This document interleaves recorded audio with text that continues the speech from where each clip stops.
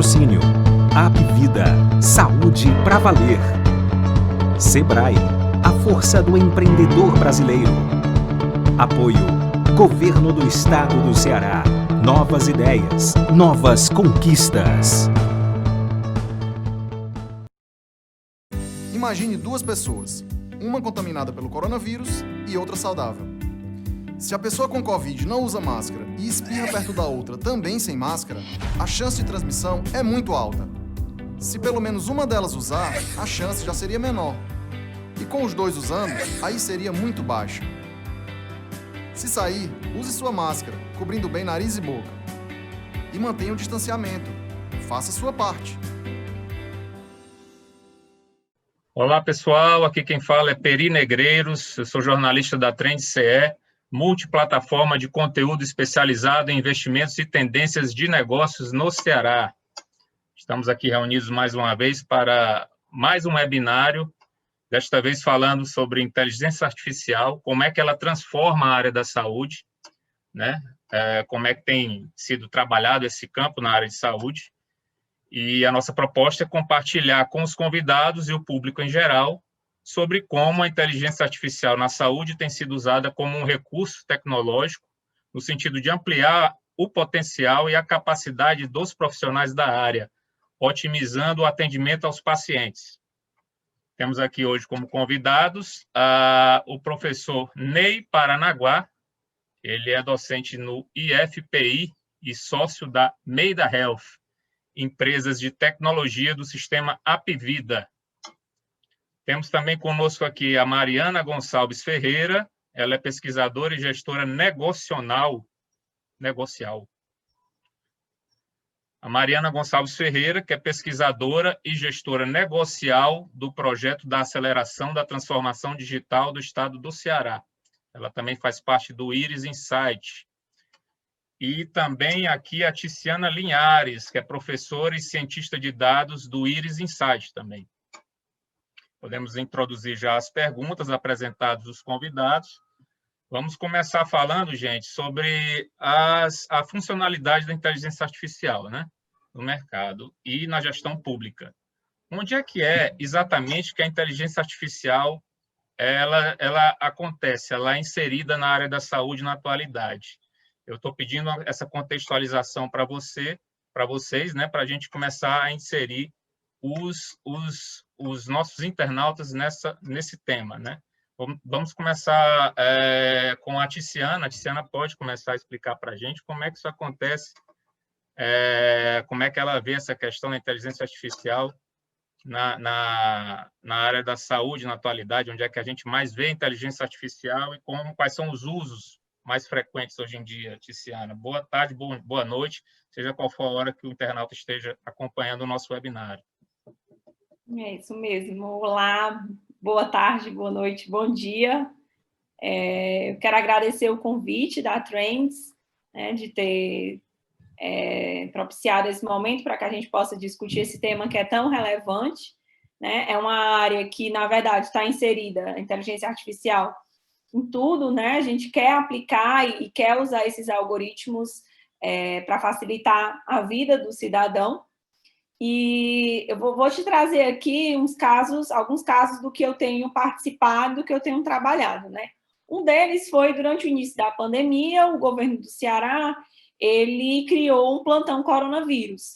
E esse plantão era uma espécie de chatbot, né, ainda está online, né, para a população utilizar, e é uma espécie de chatbot que faz uma triagem dos atendimentos que qualquer pessoa que está sentindo algo, que está com algum sintoma, né, ou mesmo ansiedade, durante essa época da pandemia. Então, esse chatbot, ele cria um mecanismo de triagem até que aquele paciente, se ele tiver com sintomas, né, ou com uma situação mais agravada, ele consiga conversar com o enfermeiro ou médico.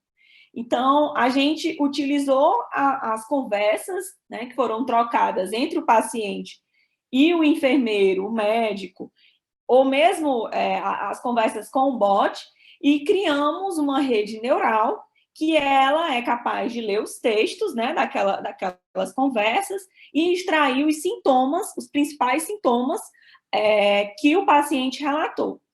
Isso, né, traz uma luz para os gestores, porque inicialmente, vocês vão lembrar, né, em março, logo no início de quando começou essa repercussão, né, dos primeiros casos de Covid, fevereiro, março, no Brasil, ainda era pouco conhecido quais eram os sintomas realmente que poderiam, que a Covid ela poderia causar nas pessoas. E, além disso, né, o que a gente observou também foi uma necessidade de existir um chatbot para um acompanhamento psicológico. Uma vez que as pessoas estavam relatando muito casos de ansiedade, né, de tristeza, então, essa solução, né, que seria inviável um humano ler tantas mensagens, né, e tomar uma decisão sobre uma política pública, que é criar um mecanismo virtual, né, de alcançar um cidadão dentro da sua casa e poder fazer essa triagem, poder fazer um encaminhamento, isso é possível através da máquina. Existem várias outras estratégias, né, que usam inteligência artificial na saúde, a criação, por exemplo, de ajuda, por exemplo, a médicos, a especialistas que têm que descrever, fazer a anamnese do paciente, né, muitas vezes são tantos pacientes e podem acontecer, né, erros, ajudar a construir, a gerar esse texto, né, que construa a anamnese do paciente, ou usando os seus exames, ou usando o que o paciente falou, também é possível hoje, graças a essas redes inteligentes, que são capazes de transformar texto em voz, imagens em texto, então tem bastante espaço a inteligência artificial dentro desse setor da saúde. Que eu iria falar, essa questão do próprio chatbot já é um grande auxílio à Secretaria de Saúde e aos órgãos de saúde como um todo, porque a gente não tinha mão de obra suficiente de profissionais de saúde para atender todo mundo na pandemia, e era também uma indicação que as pessoas não saíssem de casa. Então, o próprio chatbot, ele já foi uma grande ajuda nesse contexto de falta de médicos, né, que a gente sabe que é um problema já do nosso dia a dia, então, diante da pandemia, esse problema se agravou, e que as pessoas também não poderiam sair de casa. Então, o chatbot, ele tria o paciente inicialmente, né, é uma máquina, não é um humano, e posteriormente, a depender dos sintomas, do nível daquela triagem, o paciente ele vai falar com o médico, o enfermeiro, ou até mesmo um psicólogo, como a Tício falou, porque o nosso robô de captura ele foi capaz de considerar novos sintomas. A gente tem até um caso super interessante, que foi o caso da anosmia. Anteriormente, ela não era relatada em pacientes com sintomas da Covid-19, e a partir de um certo momento, ela passou a ser muito relatada. E a rede neural, ela conseguiu capturar novos sintomas, como sintomas frequentes de pacientes que tinham sintomas de Covid-19. E uma outra aplicação que a gente desenvolveu também foi um sistema de priorização de exames, que ele utilizou inteligência artificial para identificar os seres humanos, porque às vezes a gente tinha a mesma pessoa em 2 ou 3 bases de dados, e a gente precisava utilizar algumas técnicas computacionais para identificar, através do nome da mãe, até mesmo através da distância das palavras, das letras, se aquela pessoa era mesmo aquela que estava em outra base de dados, ou se eram pessoas diferentes. Quais podem vir a ser as melhores vantagens, as vantagens e as oportunidades que podem advir da inteligência artificial, geradas pela inteligência artificial, para quem gera a área de saúde, professor? Inclusive, quando se fala em negócios, né, voltados para a área de saúde, a gente tem havia antes muita resistência com relação, ainda há um pouco, muita resistência com relação à inteligência artificial por parte dos usuários, né? Isso está mudando, professor? E quais são as oportunidades que podem advir disso, de repente, com essa mudança? Peri, eu queria primeiro agradecer o convite da Trends Ceará. Para a gente é uma honra estar aqui, principalmente bem acompanhado aqui pela Mariana e pela Tiziana, que são da IRIS, né? Que é a iniciativa de vocês. É uma iniciativa dentro da UFC, pessoal? O IRIS é o laboratório de inovação do governo do estado e o Insight é um laboratório de dados que é da UFC, né? E eles trabalham em parceria nesse projeto da transformação digital do estado do Ceará. Joia, muito bom. Então, agora eu estou devidamente sabedor, né? Muito bem, como o Peri me apresentou, eu sou professor do Instituto Federal do Piauí, e nós temos algumas interações com a UFC também, viu? Especialmente nessa coisa de IA, vamos tentar fazer alguma coisa juntos aí. E hoje eu sou um dos sócios da Beta Health, que é a companhia, que é o braço tecnológico do Apivida. Só para contextualizar aqui. Então, Peri, eu vou fazer aqui dar um step back, tá? Um passinho para trás, para colocar quais são as nossas convicções a respeito de IA. Primeiro, a inteligência artificial ela é uma tecnologia de propósito geral. Ela transforma todos os segmentos da sociedade, assim como no século XVIII nós tivemos a máquina a vapor, no século XIX tivemos a eletricidade do motor a combustão a partir do petróleo, no século XX, final do século XX, tivemos a tecnologia da informação, né, e comunicação, uma disseminação muito forte a partir da década de 80, com a microcomputação. Essas meninas nem tinham nascido ainda, provavelmente você também. E agora, talvez até muito mais profunda, todas essas para trás trouxeram revoluções importantes na sociedade.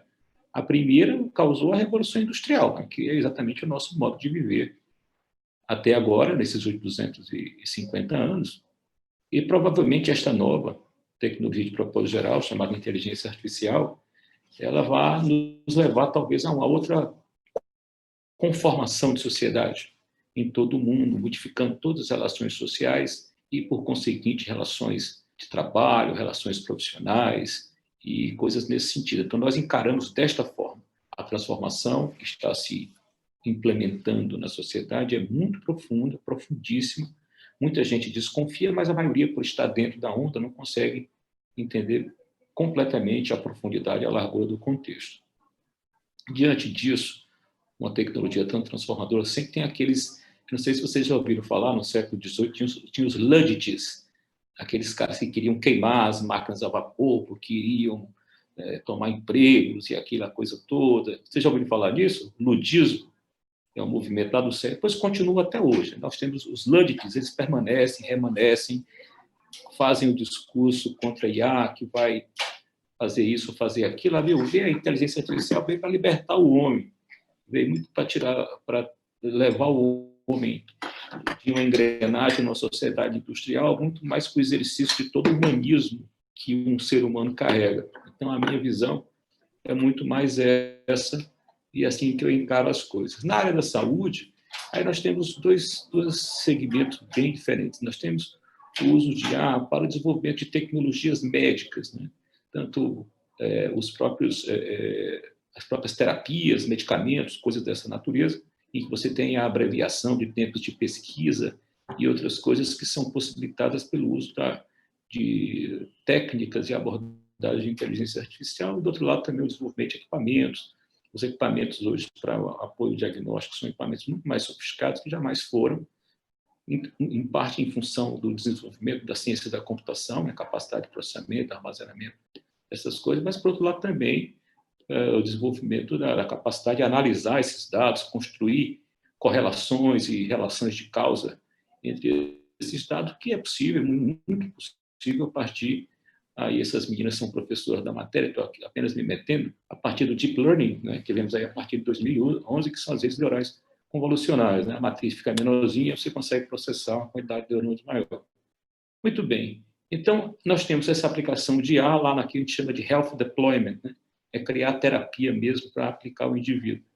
E, do outro lado, a gente deveria também avançar muito nos mecanismos de gestão. São aqueles mecanismos que racionalizam a entrega dessa saúde na sociedade. E aí a gente está um passinho mais atrás, porque, em geral, os ambientes organizacionais são muito conservadores quando você vai recepcionar novas tecnologias. E uma tecnologia como inteligência artificial, em que você, em alguns casos, tem uma caixa preta, um black box, o cara no dia a dia ele fica um pouco reticente a respeito daquelas respostas e talvez até, em nossa opinião, esse talvez seja a principal superação que nós tenhamos que fazer dentro dos ambientes das organizações, coisa que já está acontecendo dentro da nossa própria organização. Não é? A inteligência artificial dentro da nossa organização é uma ferramenta de uso ordinário, cotidiano, e está integrado aos tempos operacionais. Tá? Hoje nós temos 8 iniciativas de IA funcionando, boa parte delas já em nível de produção. E aí, tendo feito essa apreciação, né, lá desde do contexto da importância da IA como tecnologia transformadora, de propósito geral, caindo para a saúde, eu venho aqui para a gestão. Na área da gestão, as meninas aqui, me permitam eu chamar desta forma, com todo apreço, trouxeram as soluções com bots e coisas que são iniciativas que se tem de tentar dar uma racionalizada e uma qualificada numa relação em massa. Tem um monte de gente entrando em contato, não dá para uma pessoa falar com uma pessoa. Eu uso um autômato dessa natureza, que usa no seu back tecnologia associada à IA, para tentar ele próprio construir uma relação autonômica com o demandante. Não é isso, pessoal? Não é isso? E a partir daí também obter insights, chegar a conclusões e fazer uma espécie de aprendizado. Muito bem.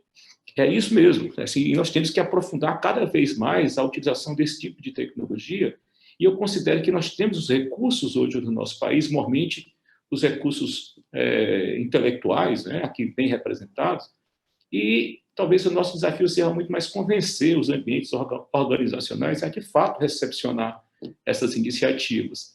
E dentro do nosso sistema, essa barreira cultural já foi superada, né? A IA ela é querida, é desejada, ela é buscada, faz parte do nosso esforço estratégico.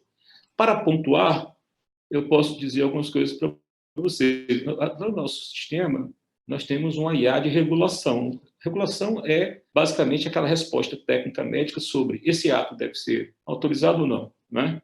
Então, hoje, nós regulamos por inteligência artificial aproximadamente 45% da demanda que ocorre dentro do nosso sistema, não é? E com um nível de sensibilidade e especificidade lá em cima, quase 100%.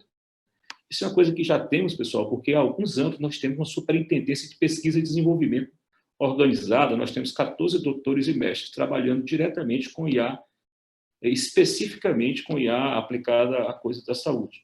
No começo da pandemia, a gente desenvolveu também a nossa IA, que consegue ler o raio-x de tórax e ele prognostica e indica se aquele caso era Covid ou não. Colocamos à disposição do Ministério da Saúde, lá no final de março, já no começo da pandemia, para também apoiar aqueles lugares do nosso país em que havia o profissional em saúde precisava de ter uma ferramenta que lhe apoiasse no fechamento do diagnóstico. E vocês conhecem bem como isso é assimétrico no nosso país, um país gigante, cheio de diferenças. Você tem uma Amazônia que propriamente é continental, e nós já estamos pesquisando essa coisa de ler imagem, não é isso? E ler imagem e diagnóstico, e já fizemos um pivô rápido, em 2 semanas, colocamos essa IA à disposição. Essa IA que lê imagem de raio-x, ela é habitual, ela é ligada ao nosso sistema operacional. Toda imagem de raio-x que é lida tem uma opinião da IA e tem a opinião do médico. Então, a gente sempre consegue qualificar o nosso laudo. Se houver uma divergência, nós temos uma supervisão para desempatar. E fazemos também, acho que foi Tiziana, que falou sobre processamento de linguagem natural, a gente consegue fazer a leitura lá do texto escrito pelo médico com o resultado que ele dá. A gente consegue achar a divergência e também qualificar a nossa resposta. Vou ficar por aqui, nós temos 8 grandes iniciativas. Na área de imagem, nós temos 5 em paralelo hoje, em andamento, fora outras 6 iniciativas que estão em andamento dentro da nossa empresa, e nós vamos continuar investindo mais e mais nessa coisa, porque nós não somos luddites, ao contrário, nós somos otimistas e estamos muito dispostos a trabalhar nesse sentido. Acho que eu falei muito. Muito bem, é isso aí, pessoal. Bom, gente, alguém falou aí rapidamente sobre o tratamento da Covid-19, né, essa pandemia que nos atingiu assim de forma contundente neste ano de 2020, né, infelizmente. Mas em tempos de Covid, como é que vocês acham que já é possível mensurar a importância dessas intervenções da inteligência artificial junto ao tratamento, à prevenção da doença no sistema de saúde público e privado? Ciana pode começar e os outros entram no debate logo em seguida, por favor. Na verdade, eu tenho até um assunto que é um pouco polêmico, e foi discutido numa conferência que eu participei esse ano, a conferência, o MDM, é uma conferência que aconteceu virtual, mas deveria ser na França, né? E um dos painéis foi sobre o que as grandes empresas como o Google, né, a própria Apple, que tem todos os nossos dados georreferenciados, por que elas não criaram um aplicativo que fosse capaz, né, de alertar se eu estou doente, qualquer pessoa que teve contato comigo ou estava num raio próximo a mim, ser alertado de que teve contato comigo e que, por favor, ficasse em casa, né? Então, existe e aí entra toda uma questão, né, de proteção dos dados, né, mas que foi uma iniciativa que alguns governos fizeram, né, de criar esses aplicativos de modo que monitorasse, né, de uma certa forma, criasse essas zonas, investigasse zonas que aquela pessoa está, se existe um outro contaminado ali, ou aquela pessoa contaminada, se ela pode ter infectado outros que estavam ao seu redor. Então, existem já aplicativos de governo que fazem isso, né? Mas, quando você fez a pergunta, e é uma coisa que eu tenho refletido desde a época que eu participei dessa conferência, por que não um aplicativo dessas grandes empresas, né, que detêm os nossos dados, se não poderia ajudar no combate, né, dessa pandemia, não só, né, mas também de qualquer outra epidemia, porque acaba que a gripe comum, né, já temos várias viroses, né, que poderiam ser combatidas também usando aplicações como estas. A Maria fala alguma coisa. Eu nem sei se eu posso falar isso aqui. Pegando o gancho da Tice, falando sobre essa questão do georreferenciamento e a gente saber exatamente onde que o vírus está, eu queria levantar duas das soluções que a gente trouxe nesse momento de pandemia.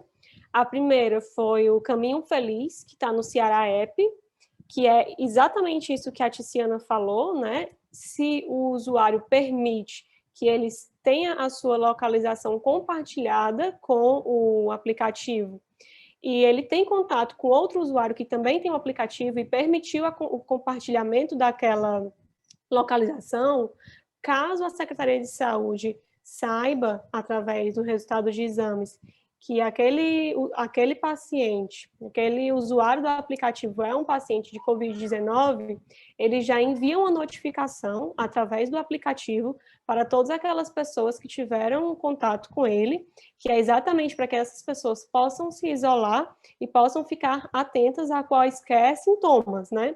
E uma outra solução que a gente trouxe também foi o Geointeligência.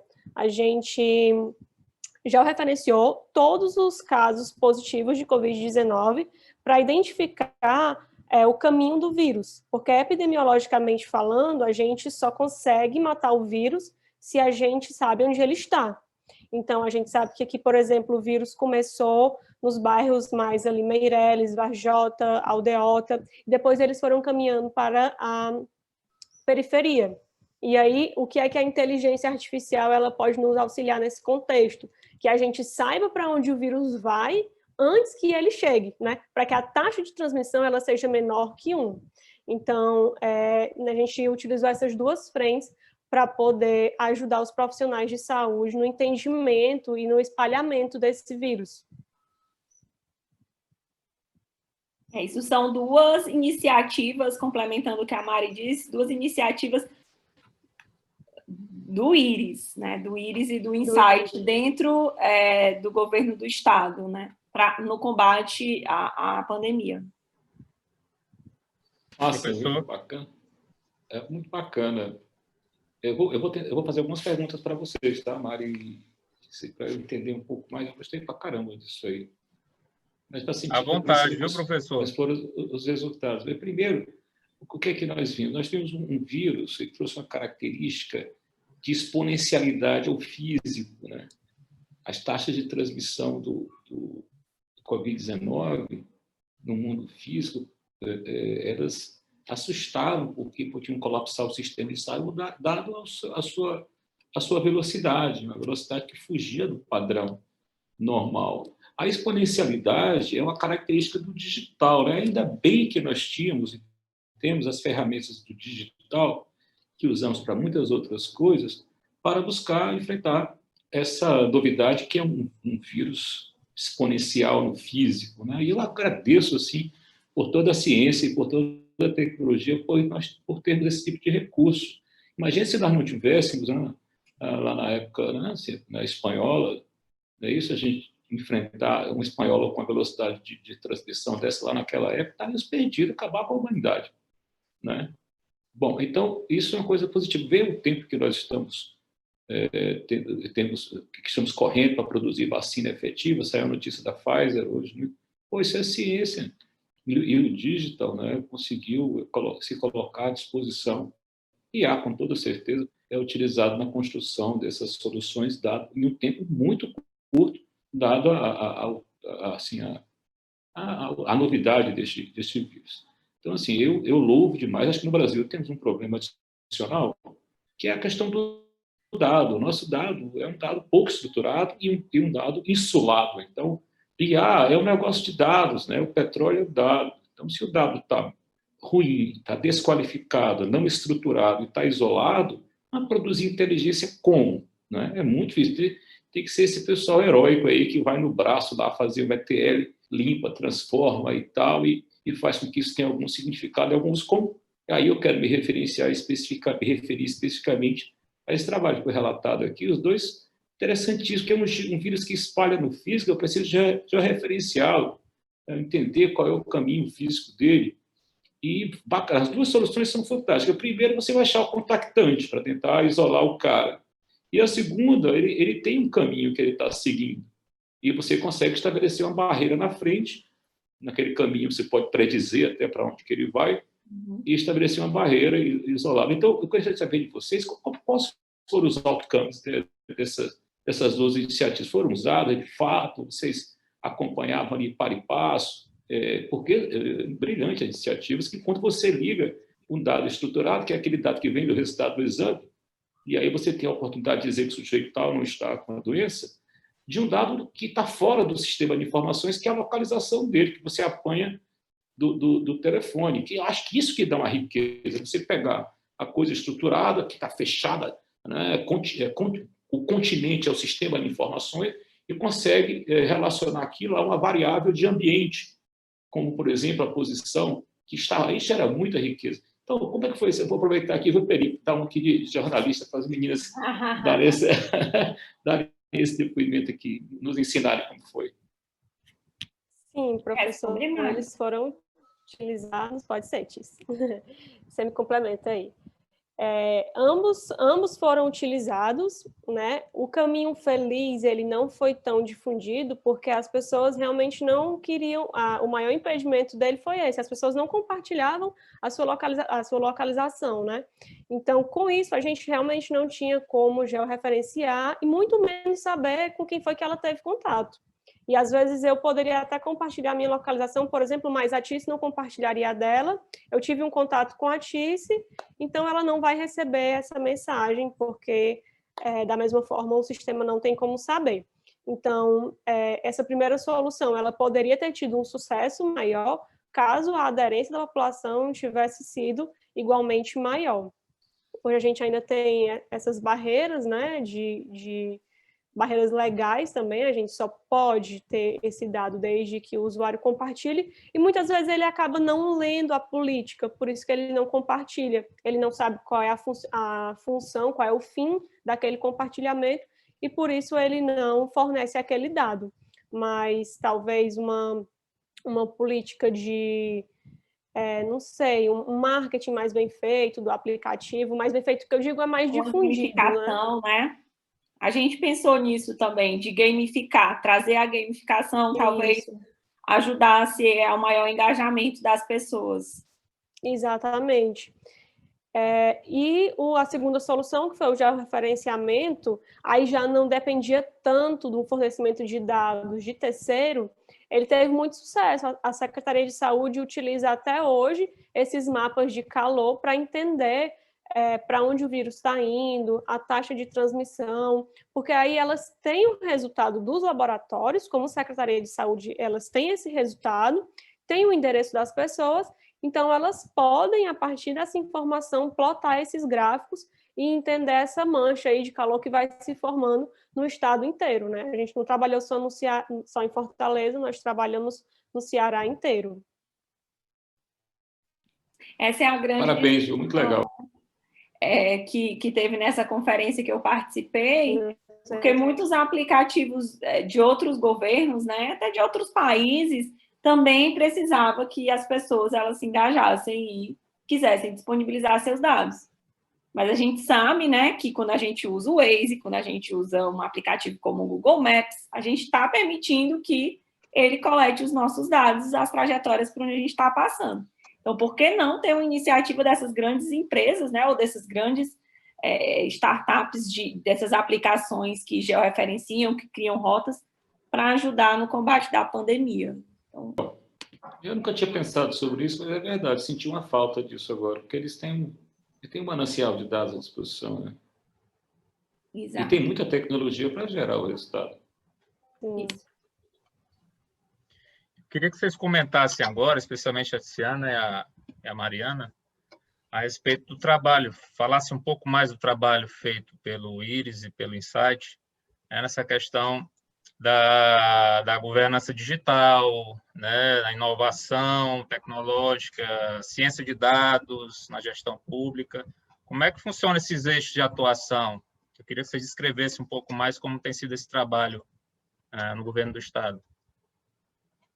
Pronto, o IRIS, ele é um laboratório de inovação e dados, né? É um laboratório que fica dentro da Casa Civil do Estado, aqui do Estado do Ceará, e é um laboratório em que a gente tenta experimentar soluções. Então, o que a Mari falou do Caminho Feliz foi uma solução que, aparentemente, ela é uma solução que funciona, né?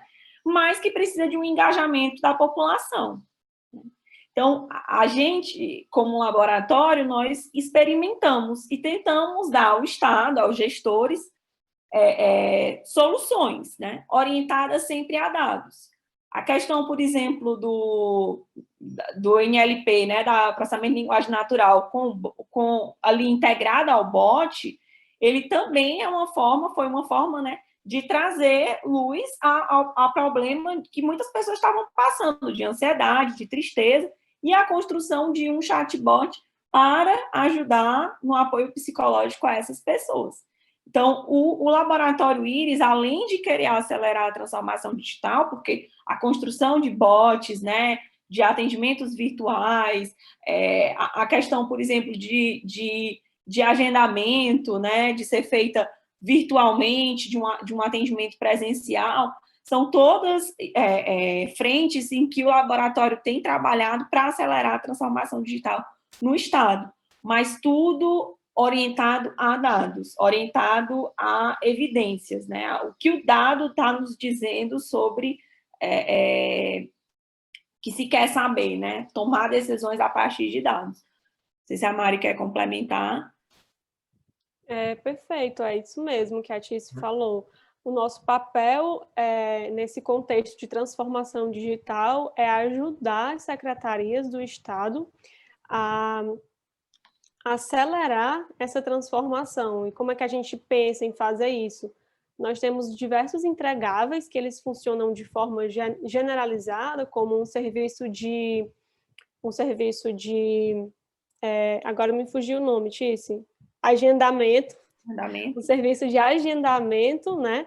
Que hoje a gente sabe que muitas pessoas se dirigem a órgãos sem ter um agendamento prévio, isso gera filas, isso gera gasto, tanto para a instituição como para os usuários.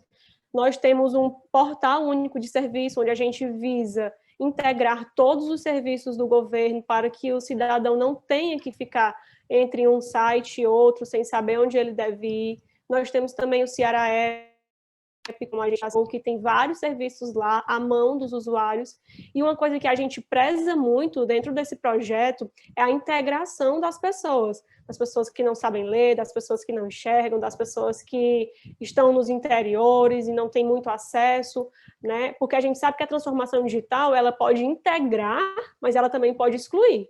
Se a gente faz uma transformação digital sem pensar nessas pessoas, ao invés de integrar, nós vamos estar excluindo. Se eu faço um chatbot, por exemplo, que ele não é inteligente o suficiente para entender uma pergunta que foi escrita errada, que é a nossa realidade, é a realidade do povo cearense, do povo brasileiro, ele não vai entender aquela pergunta e, consequentemente, ele não vai poder responder aquela pergunta. Então, ele não tá agregando, ele está excluindo, né? Então, nós temos todo esse cunho social de envolver as pessoas mais pobres, de envolver as pessoas que não têm uma educação, que não sabem ler, que não sabem escrever direito, para que elas não possam ficar à margem dessa transformação digital, e sim no centro dela. Esse usuário, ele é sempre o nosso ponto focal.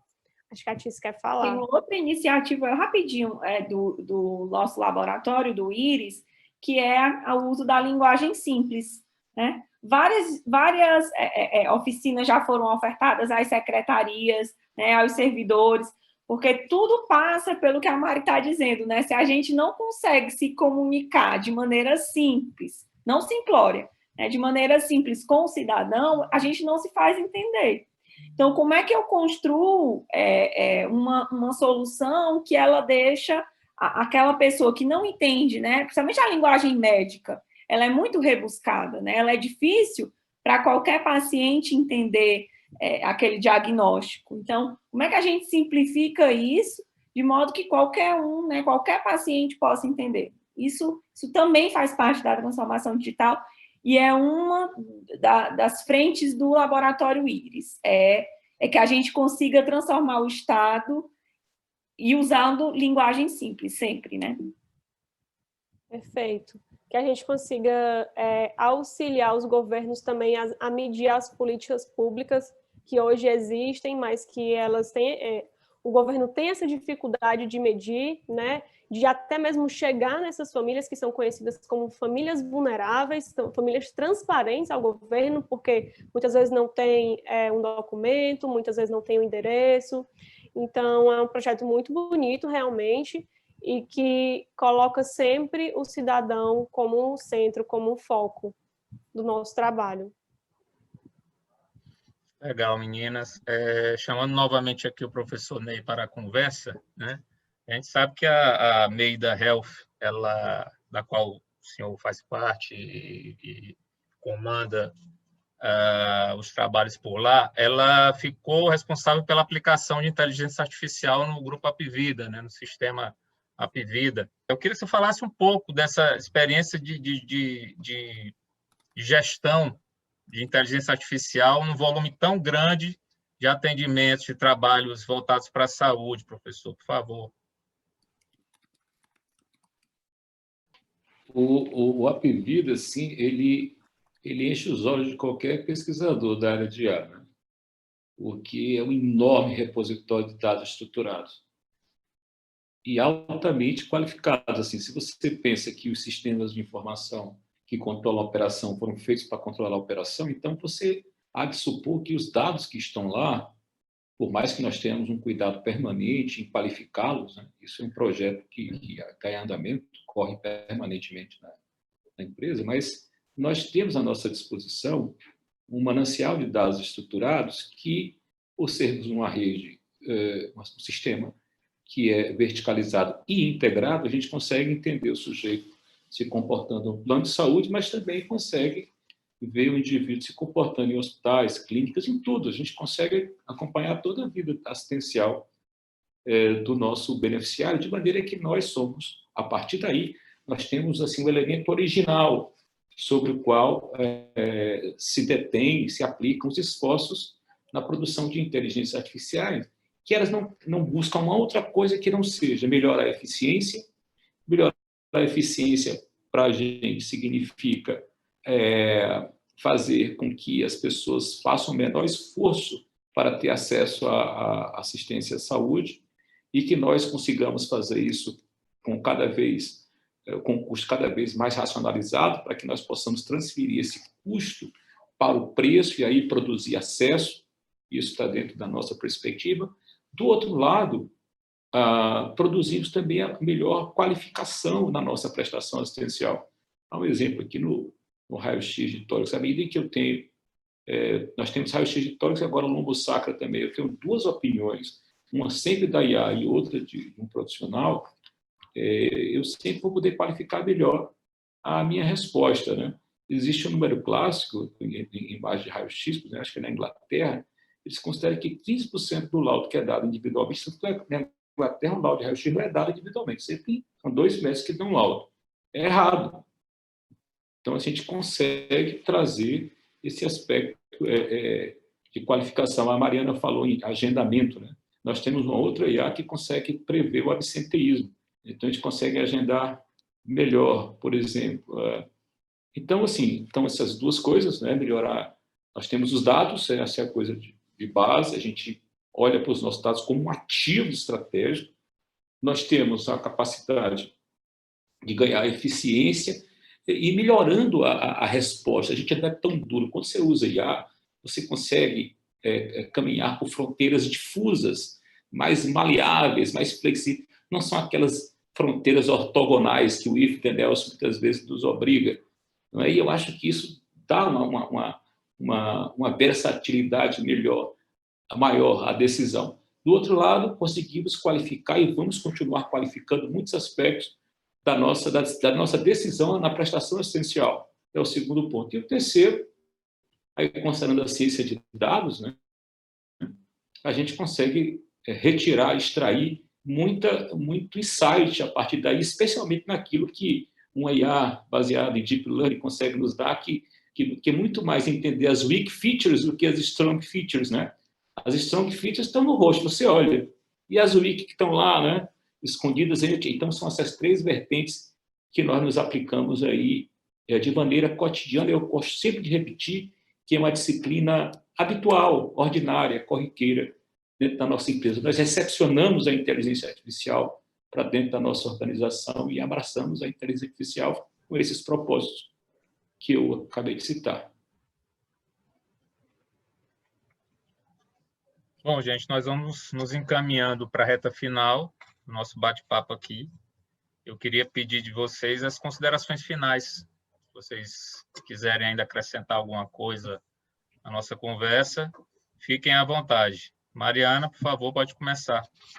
Bom, eu queria agradecer a participação, a oportunidade, o convite. Não fiz isso no início, porque entrei já respondendo perguntas, mas é um prazer enorme estar aqui com vocês. Espero que tenha somado nesse tema de inteligência artificial e me colocar à disposição para quaisquer dúvidas, quaisquer entendimentos. E obrigada. Nós é que agradecemos, Mariana. Tiziana, por favor.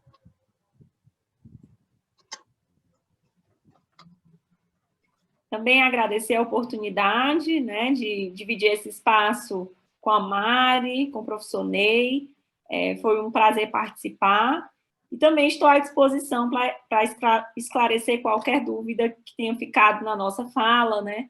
Convido a todos a conhecerem um pouco mais do que a gente tem feito dentro do IRIS, né? O IRIS LabGov, das nossas redes sociais, e também do Laboratório Insight, que também tem um Instagram, Insight Lab, da UFC.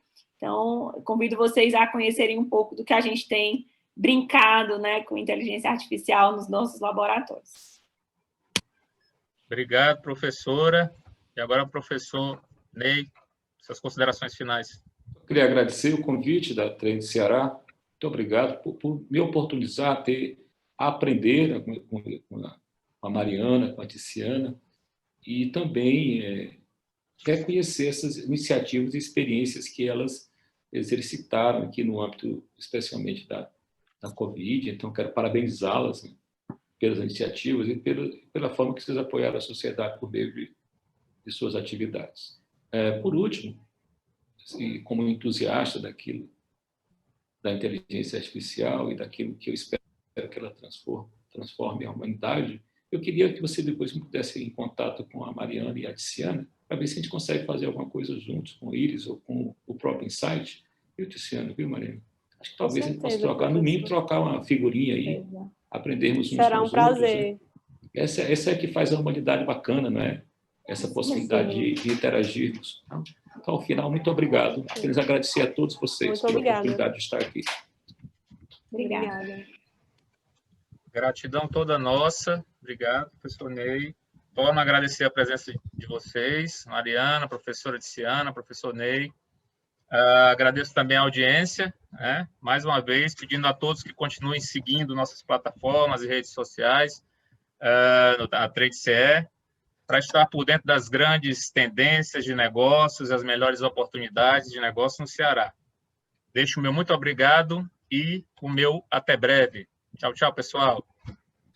Tchau, tchau. Até mais. Tchau, obrigado. Um abraço a todos. Tchau. Imagine duas pessoas, uma contaminada pelo coronavírus e outra saudável. Se a pessoa com Covid não usa máscara e espirra perto da outra também sem máscara, a chance de transmissão é muito alta. Se pelo menos uma delas usar, a chance já seria menor.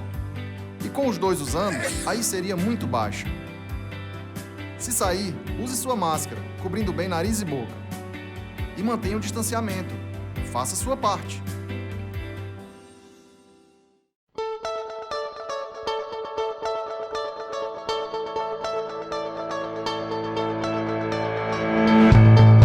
Patrocínio Apvida, saúde pra valer. Sebrae, a força do empreendedor brasileiro. Apoio Governo do Estado do Ceará. Novas ideias, novas conquistas.